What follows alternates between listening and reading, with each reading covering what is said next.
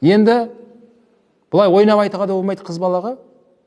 Мысалы араласып жүрген бір қыз бала болса, көреді, таниды. Мысалға деп жатырмын. Қалжыңдап. Ой, қарындас, ұнатып қалдым саған. Маған тұрмысқа шығатын болсаң, мен алатын едім сен десе, қыз сөйтіп, разымын десе жіберсе, бітті, сізге уәжіп болады, сол қыз алу керек сізге. Ойнауға болмайды. Өйткені екі рукын табылып қойды. Енді махрын төлейсің де куәгерлермен некеңізді қиып береміз, болден алу керек саған соны. Өйткені әзіл емес, некеде әзіл жүрмейді. Соны айтқан еді өткен дәрісте, мынау балаларды аттастырып қою. Аттастырып қою. Ата-бабамызды балаларын жас кезінде танитын кісілер бір-бірін, балаларын аттастырып құда болып қояды. Қызын маған келінге бересің дейді, анау баламға күйеу бала болады саған деп. Балалар кішкентай әлі. Кейін екеуі өскеннен кейін барып, алып қашқан қылып әкеле салатын болған. Алып қашу сондай негізінде қазақта бізде. Кеше ғана көрсетіп жатыр ғой жаңалықта. Қазақстанда бірінші орында әлі тұр екен, Түркістан облысы дейді, алып қашудан дейді. Әлі сол баяғы сол немен келе жатыр олар. Ол дұрыс емес. Қалай алып қашасың сен?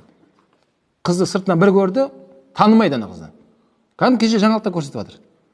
Шыңғыртып, бақыртып, ананы қойды, машинеге салғандай қылып, бақыртып, шақыртып алып кетіп бара жатыр.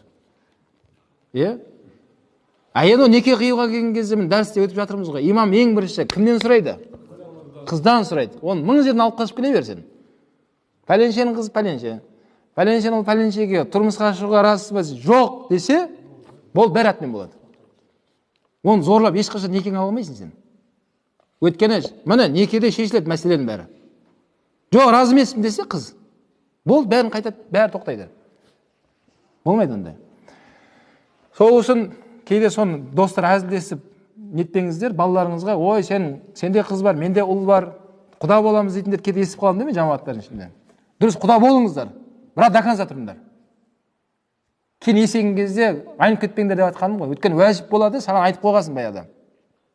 Берем, алам деп былай. Ол жақсы нәрсе. Өткенде айттым, болашақта негізі осыған келу керек бізге. Біздің ата-бабаларымыз танымайтын адамдарға қыз бермеген, танымайтын кісілерден қыз алмаған. Танитын кісілер бір-бірімен құда болған. Өйткені таниды ғой. Сыйлайды бір-бірін. Сыйлайтын адамдар бір-бірімен құда болған кезде олардың балаларын да сыйлатады екен. Екі жақ. Тыныш жүр деп. Өйткені сыйлайды ғой. Танымайтын адамдар қазір кім-кімді сыйлайды? Анау мынаны әкесін боқтап жатыр, мынау ананың шешесін боқтап жатыр. Ой, көшеде қалған қыз жоқ, үйге қайт дейді. Ішіме сыйған қыз сыртыма да сыясын дейді. Деп